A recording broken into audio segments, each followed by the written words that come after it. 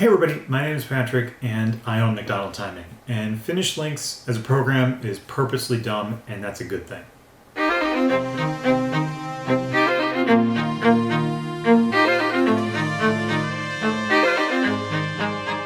So yes, I got a question about wave starts that was kind of interesting to me, and it made me think about some of the things I've been thinking about recently regarding Finish Links and how it actually interchanges and everything.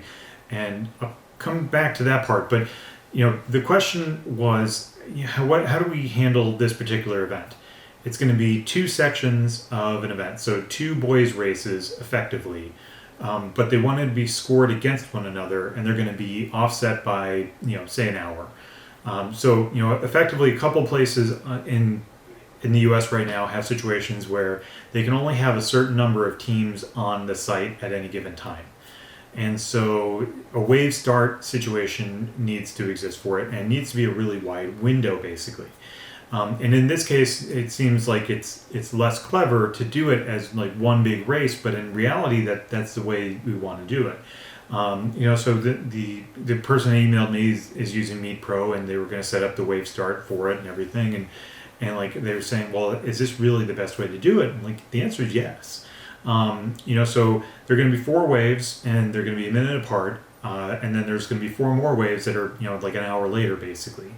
And so yeah, like a kid that starts in the 8th wave, the final wave of the day, which is offset then by like 63 minutes. If he runs 17 minutes flat, then his overall time in Finish Links would be 80 minutes. When we come back into it in Meet Pro and do the offset and everything, his time would be 17 minutes properly. So that's okay, like that's a good thing. But it kind of illustrates a weird thing that people have, I think, with Lynx and kind of not really appreciating how it works, because our brains don't think the way that a computer thinks. And I've been delving into it with some programming stuff lately, and it's just like, how do you tell a program to do something, that's step by step for something that we do innately, and so, with this case, all Finish Links is there to do at a really basic level is to say something happened at time Z. Okay, and time Z is being represented by the area of the finish line. At time Z, there was something happening at the finish line. It doesn't care about anything else besides that. It takes a start time from way back when, and then it displays an image and says, at time Z, this happened. And if you manually put the little line on the person and hit enter, type in their ID or their lane or whatever and hit enter, then it'll say, okay, between time Y, the start time, and time Z, the finish time, there were X amount of minutes and seconds, and in tenths of a second and hundredths of a second, thousandths of a second apart. That's it. That's all it's there to do. And actually, you don't really want it to be more clever than that. All it's trying to do is say at time X or Q or whatever, this thing happened, and it relates to this other thing, this start time over here, and that's it. That's all it's trying to give you. And that's all you really need. So in the case of this wave start situation, it doesn't matter that there's 80 minutes apart, and actually fine, save the event when the first 4 waves are done, close it, go to the girls event or whatever, and then time that one, and then go back in and open up the first boys event and finish it off. And that's fine. That's how it's supposed to work.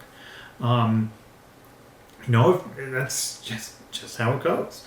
I'm sure that there is some additional really, really clever ways if you really wanted to mess with it. You could alter the lift file, but I'm not big on that. I don't think that's a good idea. But the question that I always get when training, somebody that's brand new is, well, how do I stop the clock from running? It's like, you don't. Like, well, why? Because it's just related to the start time that's in this event. Like, all it's doing is showing you the amount of elapsed time. It's not something that's active that you have to like actually deal with or anything. It's for your information. It's not for the program's information. Like, oh, well, but why? It's like, well, because again, like anything can happen at any time, and Lynx is simply there to record it and then to extrapolate the delta between two events, basically.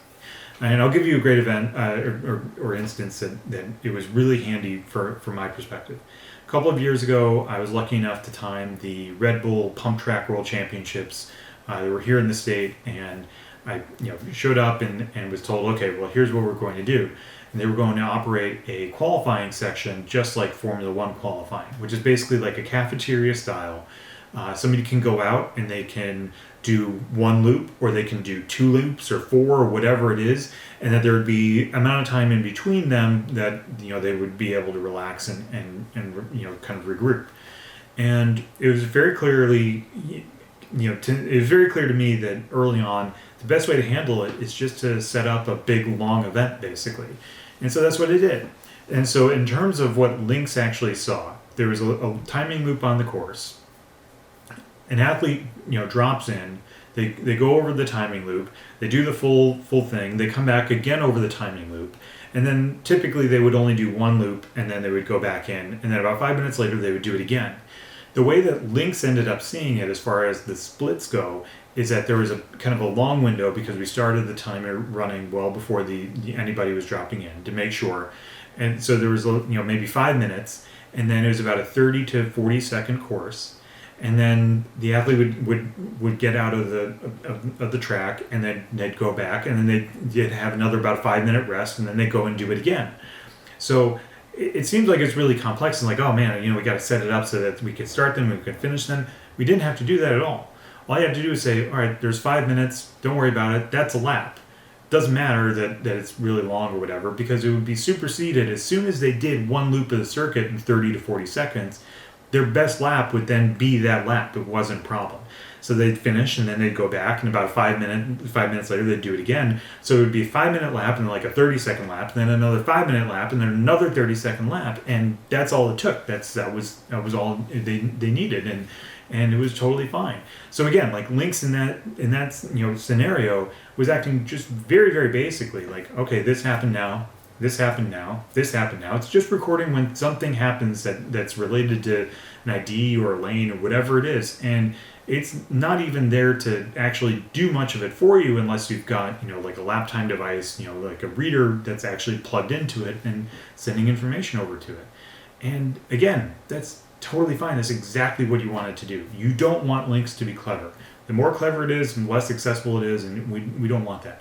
Now, some clever things can be done with Lynx, but at a basic level, all it's doing is saying something happened at time A, and then time B, and C, and D, and E, and then it's trying to do some minor extrapolation of stuff from the start time, and that's it. And then it just works. So, I hope that makes sense. I know this is very geared towards just kind of a one thing, but hope that makes sense to you. And if you have any other questions, please feel free to leave it down in the comments or email me or whatever. I'll get back to you soon. Thank you.